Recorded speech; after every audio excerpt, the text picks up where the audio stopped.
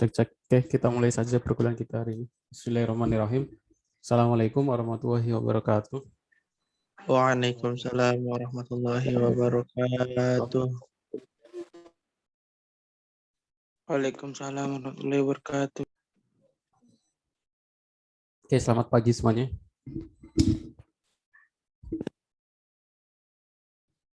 Pagi Pak. Pagi Pak. Alhamdulillah di pagi hari ini kita bisa bertemu secara online di pertemuan ketiga mata kuliah pengujian software dan sistem ya. Ini pertemuan ini pengganti untuk pertemuan hari Senin yang kemarin nggak jadi.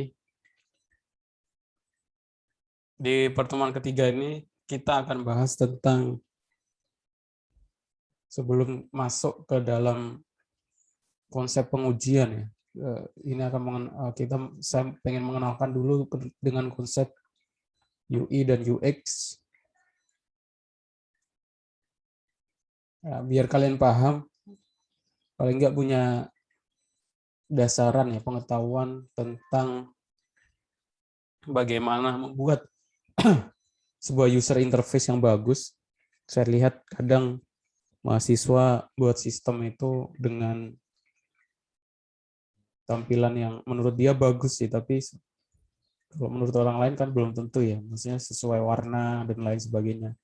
Karena kan kadang sebagai seorang programmer hanya fokus di aplikasinya, yang penting jalan ya. Dia mengabaikan pilihan warna, pilihan font, aturannya dan lain sebagainya. Tapi saya harap sih setelah dengan paham tentang UI dan UX, kalian juga bisa memerhatikan masalah itu ya. Nanti akan kita pelajari detail tentang ini, UI dan UX itu ya.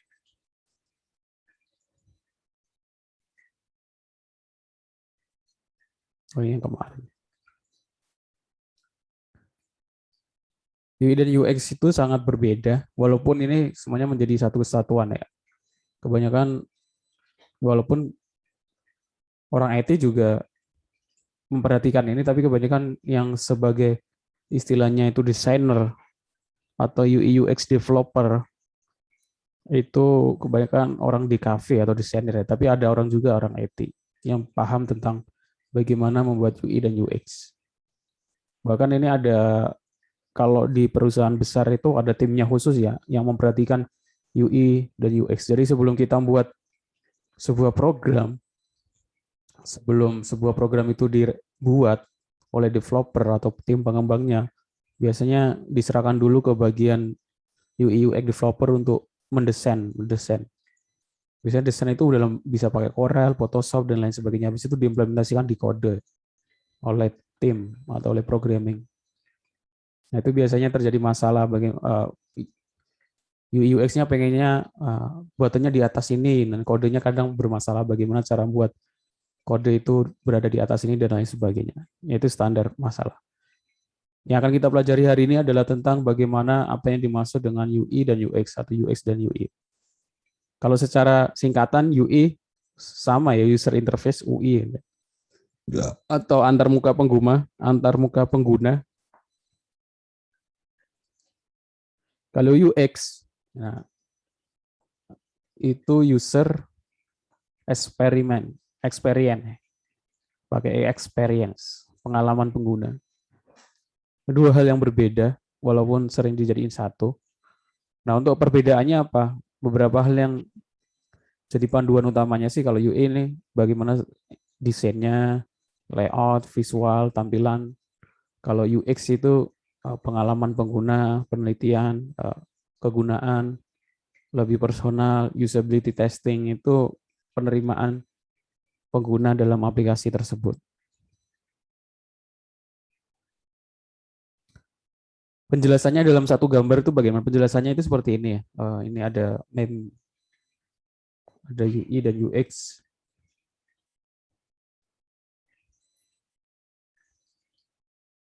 Kalau dari sisi pandang user interface, contohnya kita membuat botol kecap gitu ya. Ya, standar botol kecap dengan tampilan tutup di atas gitu ya. Tapi kalau user experience itu bagaimana membuat botol kecap itu lebih mudah digunakan ya. Jadi kalau user experiment sebaliknya, iya sama buat ada botolnya, logo, tutup, tapi dalam kegunaannya dibuat terbalik ya, yaitu tutupnya di bawah. Kenapa? Ya untuk lebih mudah dalam penggunaan. Karena kalau kita buat standar botolnya dengan botol tutup di atas, kalau kita pengen pakai, kita harus balik dulu ya. Kadang nunggu botolnya turun ke bawah dulu gitu kan. Nah, kalau user experience itu bagaimana membuat sebuah produk yang lebih mudah digunakan oleh user. Jadi dibuat botolnya dengan terbalik gitu ya, botolnya di bawah. Otomatis botol kecap ini posisinya terlalu di bawah ya, jadi nggak perlu nekan-nekan, kita tinggal langsung buka tutupnya, dia langsung keluar. Kalau kita standar botol kebanyakan yang hanya melihat dari sisi user interface-nya, ya botolnya di atas, otomatis kalau kita pengen pakai, kita balik dulu terus nungguin botolnya turun ke bawah dulu ya. Itu contoh sederhana penjelasan perbedaan tentang UI dan UX. Produk yang baik ya UI-nya juga bagus, interface-nya juga, user experience-nya juga bagus ya. Maksudnya bisa diterima oleh pelanggan. Tujuannya seperti itu. Nggak cuma dalam hal produk fisik juga, tapi produk perangkat lunak ya bisa software, sistem, aplikasi mobil, dan lain sebagainya. Oke.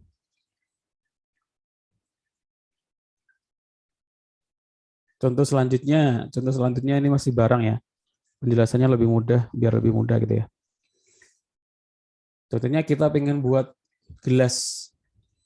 Nah, gelas yang menarik ya. Orang yang kalau hanya melihat dari user interface ya dibuat seperti ini, apa namanya? Ini gambar apa ya? Binatang ya, kelinci atau apa ya? Ada telinganya gitu kan, menarik. Secara UI, secara user interface antar muka pengguna menarik. Tapi apakah ini memudahkan pelanggan atau enggak gitu kan, atau malah menyulitkan? Faktanya ketika dipakai, nah akan jadi seperti ini ya. Ternyata telinga yang menjadi sebuah fitur atau sebuah apa ya, pembeda yang lebih menarik, malah menyulitkan pelanggan untuk memakainya. Untuk minumnya nggak bisa ya, karena ini nyolok mata. Terus kalau dibalik juga nggak bisa ya. Nah, itu contoh sederhana bagaimana dalam membuat user interface itu harus memperhatikan dua hal itu, yaitu UI dan UX. User experiment dan user interface. User interface dari sisi desain, tampilan, dan user experiment dari sisi kegunaan. Ini kata-kata yang menjelaskan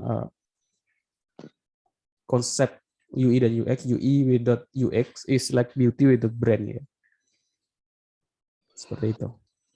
Oke, sampai sini sudah tergambar ya apa perbedaan UI dan UX ya.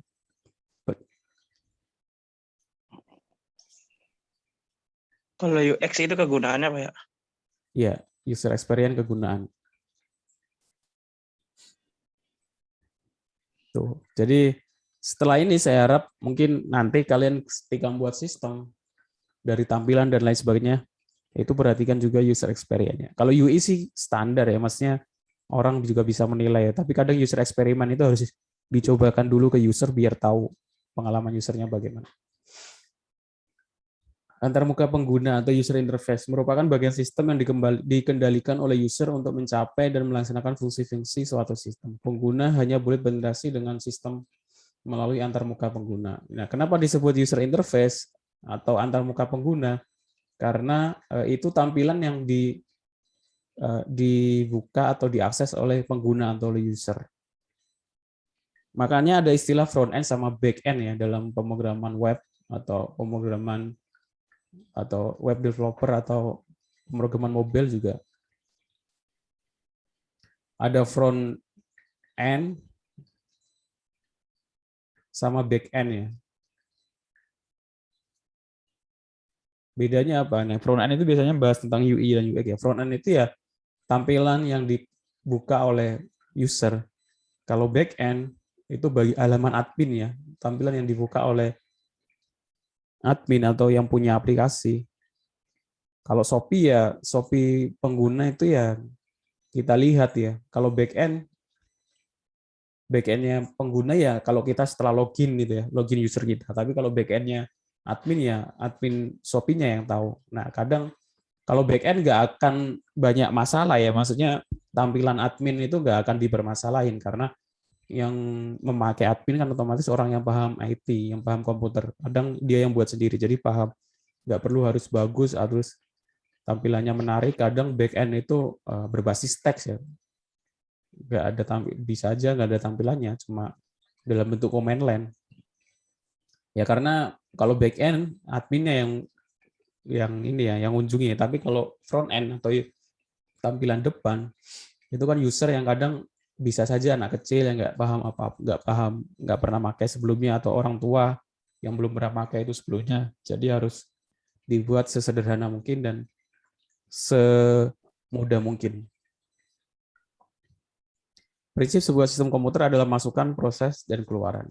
Input, proses, dan output. Sebuah sistem antarmuka pengguna memiliki piranti masukan dan keluaran sederhana ya. Ini seperti masukan ya, input, keyboard, mouse, keluaran ya, monitor, printer, dan penggunaan. Dan masukan dari pengguna seperti mouse, garis, gerak, dan lain sebagainya. Hasil dikeluarkan oleh komputer seperti grafik, bunyi, dan tulisan.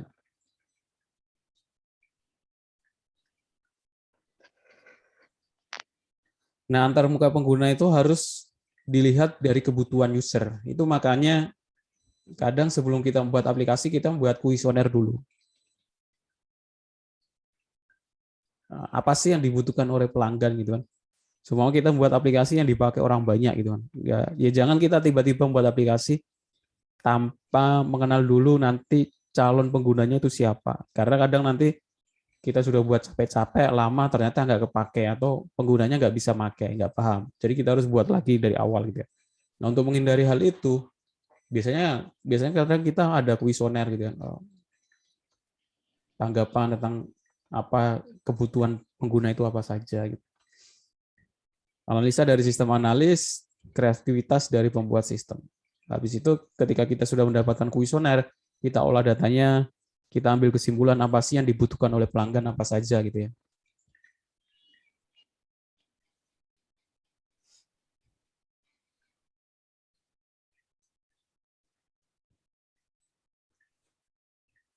Interface harus user friendly ya. User friendly itu ya mudah bagi pengguna atau user. Syaratnya apa saja? Yang pertama tampilan bagus, menarik. Nah, ini yang mungkin kelihatannya mudah ya buat desain seperti ini. Ya, kalau yang punya paham desain, sense of design, maksudnya sense of design itu nggak bisa ya bisa dipelajari sih. Tapi juga kalian harus banyak latihan gitu ya. Yang pertama tampilan harus menarik. Bagaimana pemilihan font, peletakan gambar, pemilihan warna gitu kan. Color grading kalau yang biasanya sering edit video. Sekarang kan anak muda biasanya lebih ngedit foto, ngedit video gitu kan. Harusnya paham tentang itu ya, bagaimana pemilihan warna. Warna itu jangan banyak-banyak gitu kan. Terus color palette, color grading gitu kan. Pasangan warna kan ada pasangannya ya. Hijau itu pasangannya dengan apa? Kuning pasangannya dengan apa? Hijau itu pasangannya standarnya itu dengan kuning ya. Kalau kita lihat hijau dengan kuning. Iya kayaknya. Banyak standarnya sih hijau itu sama kuning. Ada di Corel atau biasanya ada website yang menyediakan untuk color palette ya, atau pasangan warna gitu. Di Corel juga ada menu color palette gitu. Jadi ketika kita klik biru pasangannya itu apa. Kalau bisa sekarang perhatikan dari sekarang perhatikan gitu ya. Jadi semua kita membuat website, dashboard atau home gitu. Warna dasarnya biru gitu. Nah, biru itu pasangan warnanya apa? Jangan milih sembarangan. Jadi jangan banyak terlalu warna juga. Jadi maksimal sih 3 warna dalam satu tampilan gitu. Jangan lebih dari itu. mudah dioperasikan. Nah, ini otomatis ada hubungannya tentang user experience, mudah dioperasikan, mudah dipelajari, apalagi sekarang banyak orang tua yang kalau anak-anak muda umur belasan, 20-an gitu kan, nggak perlu diajari, udah bisa ya mereka buat menggunakan aplikasi. Tapi untuk orang-orang tua yang mudanya nggak pernah pakai komputer dan HP, baru megang HP di umuran 40-50, nah itu harus diperhatikan juga bagaimana biar mempermudah mereka. User merasa nyaman dan senang menggunakan software tersebut. Tujuannya ya biar user itu nyaman dan senang menggunakan software tersebut. Apalagi kalau hubungannya tentang aplikasi yang harus menarik banyak pelanggan ya, e-commerce atau aplikasi lain sebagainya gitu kan. Kalau orang sekali udah gak nyaman, kadang biasanya apa namanya? Interaksi pertama kali itu yang paling penting. Ketika pertama kali itu udah gak nyaman, biasanya ada pandangan negatif ke aplikasi. Oh, aplikasi itu sulit ya. Walaupun mungkin harusnya mudah, tapi karena pertama kali dia menemukan kesalahan atau merasa rumit, akhirnya kita punya pandangan bahwa aplikasi itu sulit. Itu standarnya manusia seperti ini. Contohnya kalau kita datang ke sebuah ke sebuah tempat gitu kan, ke sebuah kota atau sebuah tempat, terus kita dicuri atau dirampok atau dilakukan kejahatan di kota tersebut gitu kan. Walaupun kebetulan saja kita ketika datang terus ada pencurian, kita akan menganggap satu kota ini ternyata seperti itu ya. Padahal kita cuma sekali itu dan kebetulan saja, nggak semuanya. Tapi kan interaksi pertama itu yang penting, karena pertama saja sudah membuat jelek, biasanya selanjutnya juga akan dianggap jelek ya. Biasanya seperti itu sih. Manusia biasanya seperti itu. Nah, itu yang jadi masalah. Walaupun sebenarnya aplikasi kita bagus, tapi kebetulan ketika ada orang pakai itu, aplikasi kita tiba-tiba down atau susah digunakan, susah diakses, ya akan selanjutnya menjadi kesannya menjadi jelek ya.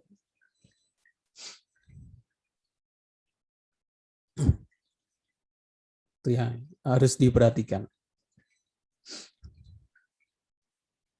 Nah, kenapa kita belajar mata kuliah kita pengujian sistem dan software? Jadi saya bahas tentang ini supaya kalian, nah untuk uji kan kalian harus paham dulu tentang bagaimana aplikasi itu yang baik ya. Jadi termasuk juga dalam pengujian sistem dan software itu nggak cuma dengan aplikasi itu berjalan dengan baik atau enggak, tapi aplikasi itu bisa diterima oleh pelanggan atau enggak gitu, sesuai dengan aturan atau enggak. Dan salah satu unsur yang diperhatikan adalah user interface ini,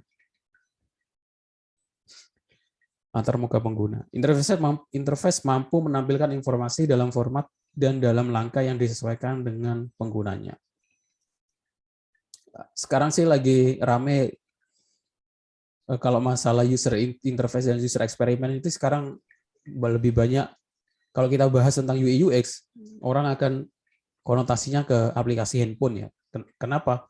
Karena sekarang orang lebih banyak mengakses internet, situs, website, aplikasi dan lain sebagainya di HP ya, ketimbang di laptop atau komputer. Ya karena apalagi anak muda itu kan biasanya lebih banyak kan megang HP daripada megang komputer ya. Di beberapa kelas saja saya ngajar kelas semester 1 itu pemrograman C++ atau Python, bahkan ada yang ngerjakan tugas itu pakai HP ya, install Python-nya di HP, C++-nya juga di HP, compile run-nya juga di HP. Ya emang sudah cukup, apalagi anak muda sekarang dari kecil sudah megang HP, jadi dia sudah terbiasa. Kalau saya sendiri, seumuran saya dan mungkin orang-orang yang udah tua mungkin lebih nyaman pakai komputer daripada pakai HP ya. Nah, apalagi pengguna sekarang kayaknya lebih dari 50% itu semuanya diakses dari HP ya. Jadi sekarang konotasinya UI UX itu kebanyakan di aplikasi HP, dan sekarang kebanyakan desain itu hampir mirip-mirip seperti ini ya. Ada namanya itu apa ya, flat design gitu ya, apa ya? Iya, flat design itu pilihan warnanya mencolok, terus gradasi yang jelas, terus kotak-kotak gitu ya, kayak Windows X, Windows 10 gitu, seperti itu. Nah itu emang tren desain sekarang, nanti mungkin akan berubah lagi. Interface mampu menampilkan informasi dalam format dan dalam langkah yang disesuaikan dengan penggunanya. Interface harus dapat terintegrasi dengan sistem komputer user memiliki kualitas tinggi di mana setiap kebutuhan user dapat dipenuhi.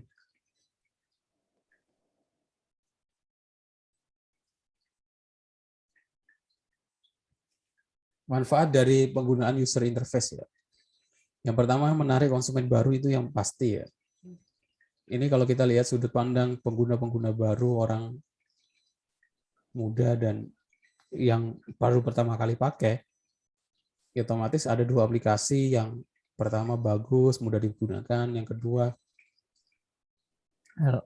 lama gitu kan, lemot atau penggunanya susah, terus tampilannya juga tampilan kurang menarik juga. Konsumen akan memilih aplikasi yang lebih menarik. Tampilan platform yang menarik tentu punya potensi lebih besar untuk menarik konsumen baru. Dua, memperkuat branding.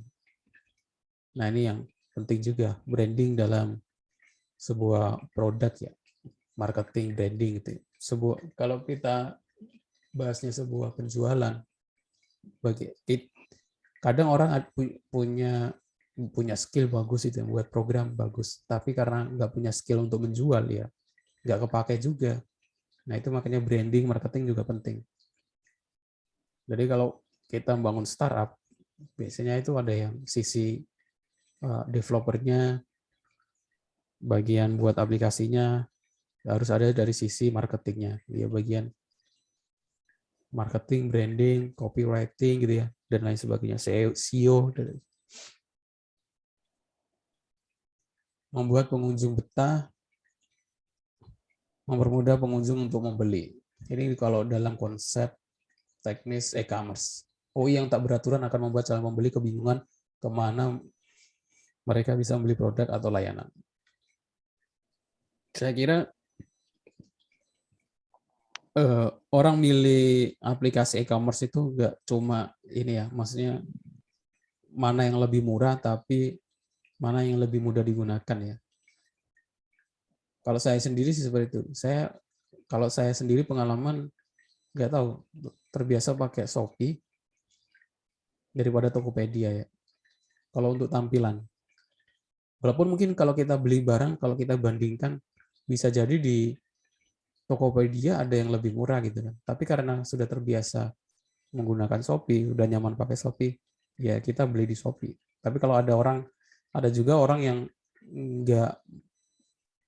nggak fokus ke satu aplikasi ya, dia fokus ke harga. Kalau emang fokusnya ke harga, ya dia semua website dia kunjungi, dia install, bandingin semua harga yang diambil yang paling murah.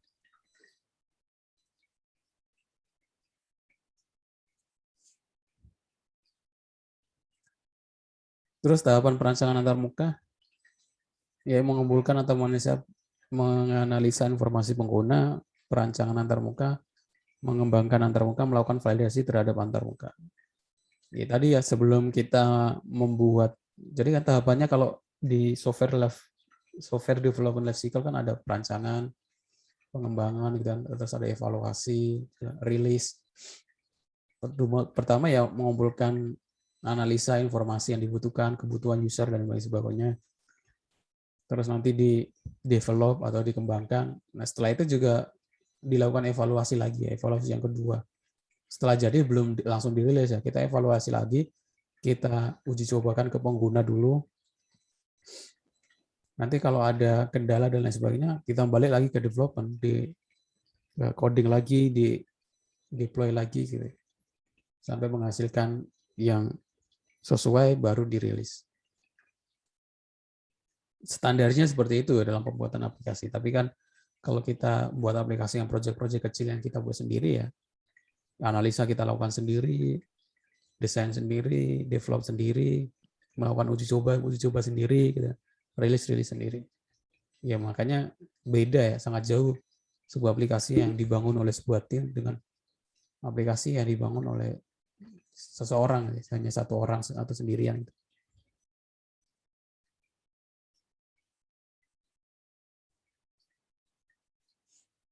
Nah, ini ada meme. Nah, kadang pengguna juga melakukan hal yang termudah gitu kan. Kita sudah buat capek-capek buat tempat untuk bag atau ya biasanya kadang back gitu kan, kita buat capek-capek buat tombol back gitu kan. Ternyata user lebih suka balik atau itu bukan lewat. Oke, cek suara saya kedengaran? Kedengaran Pak? Oke. Nah, kadang kita sudah capek-capek buat tombol back, button gitu kan, back. Kadang user lebih suka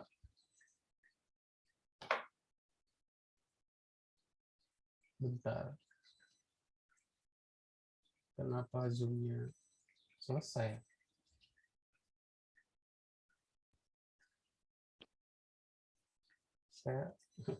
Saya salah pakai akun Zoom kayaknya.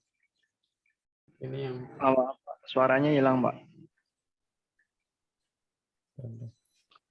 cek kedengaran? Nah, ya, jelas.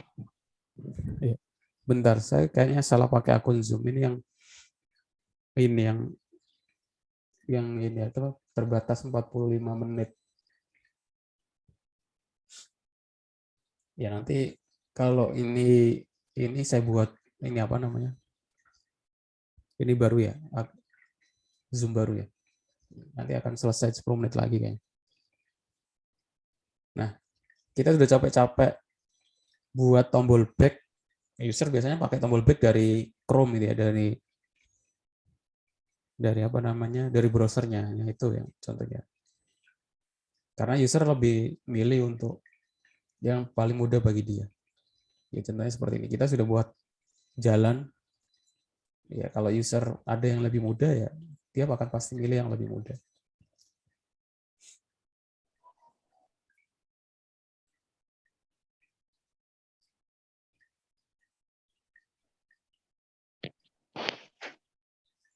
Beberapa yang harus diperhatikan dalam buat sistem itu kadang atau aplikasi dan kita apalagi kalau kita sampai buat buku panduan gitu ya. Biasanya kan ada buku panduan. Faktanya memang user itu nggak pernah ada yang baca buku panduan ya. Kita sendiri juga kalau beli sesuatu ada buku panduan juga jarang kita baca. Itu yang jadi masalah. Makanya kalau bisa dibuat sistem ya sebagus mungkin, seminimal mungkin, semudah mungkin. Karena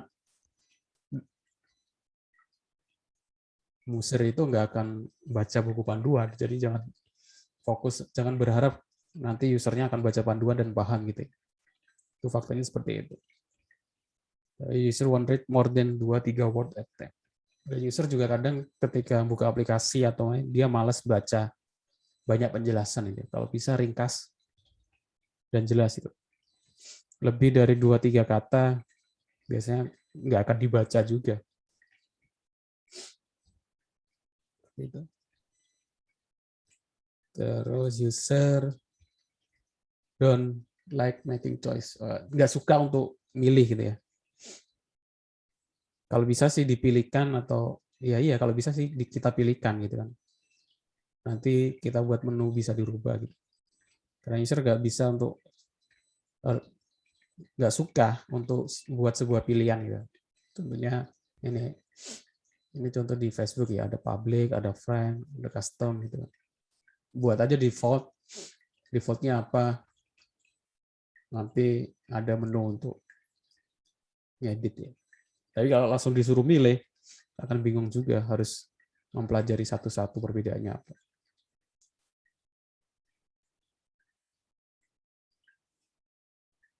User don't like being frightened. Frightened itu ditakut-takuti ya. The film update is complete. If you don't reboot the system, error could be occurred the system reboot. Jadi contohnya ditakut-takuti itu bagaimana ya? Contohnya seperti ini. Film update, film butuh update. Jika tidak di restart akan terjadi error gitu. Yang ditakut-takuti ya. Jadi harus di reboot, harus di restart. Kalau nggak di restart akan terjadi error.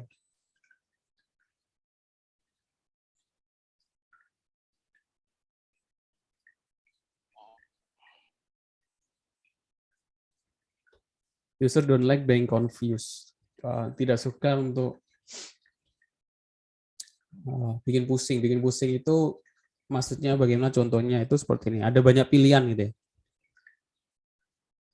Ini kan berbeda. Yes, always answer yes. Ini ada yes, ada always answer yes, atau no, always answer no gitu ya. Ya, standarnya kan yes, no, atau cancel gitu ya. Kalau kita buat pilihan banyak seperti ini, user juga akan malas ya. Yes, always answer yes, no, always answer no. Standarnya yes, no, atau cancel. Jangan dibuat rumit. Itu contohnya. Nah, ini yang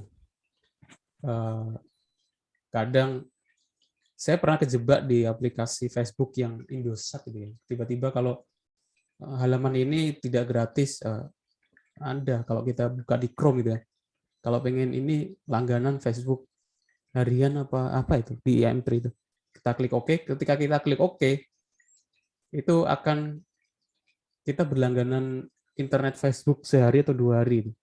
Ada itu kalau di Indosat. Ya, karena kadang saya nggak sengaja klik OK ya, karena kalau ada informasi apapun, biasanya user itu nggak akan dibaca, isinya itu nggak akan dibaca. Dia akan selalu klik OK atau agree. Ini kalau partisi nih, kalau masih ingat ada yang install Windows XP itu tampilannya seperti ini ya. Kalau dalam partisi kita salah klik OK, ya satu partisi kita hilang, ke delete semua gitu ya. Kalau di sini sih kayaknya install Linux ext3, swap, physical. Ini dulu sih kalau kita install Windows gitu kan, biar ada data C, data D, kita deg-degan ya. Karena partisinya itu klik OK itu langsung bisa hilang dua-duanya. Dan kebanyakan user itu dikit-dikit klik OK, nggak dibaca isinya itu. Ya, sampai sini mungkin ada yang mau ditanyakan?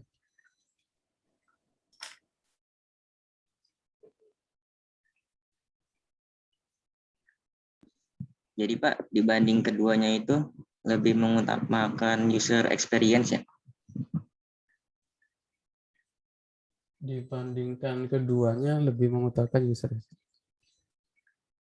Ya, tergantung beda kasus ya, tergantung kebutuhan sih. Tapi kalau idealnya ya nggak ada yang diutamakan, di dua-duanya harus berimbang, user interface dan user experience. Tapi kalau kita buat sistem yang digunakan oleh anak-anak IT, kadang kita bisa aja mengabaikan user experience, cukup user interface ya, karena kalau mungkin yang memakai itu adalah punya latar belakang IT yang bagus, walaupun user experience-nya nggak terlalu bagus, juga tetap paham ya anak orang IT gitu ya, yang paham tentang itu. Seperti itu sih. Sesuai kebutuhan ya Pak? Iya, sesuai kebutuhan. Terima kasih Pak. Ya, sama-sama. Oke. Ada lagi yang mau ditanyakan?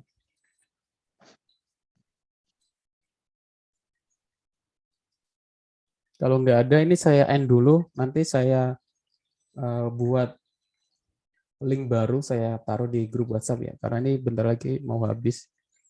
Nggak tahu, ini akun saya kayaknya salah login akun. Seperti itu ya. Kalau yang free itu kan Zoom-nya cuma terbatas 45 menit ya. Saya sudah langganan yang bisa lebih dari 45 menit. Tapi kayaknya saya salah login, salah bikin link. Jadi ini saya tutup dulu. Habis itu link yang baru akan saya taruh di grup WhatsApp ya. Oke. Saya end.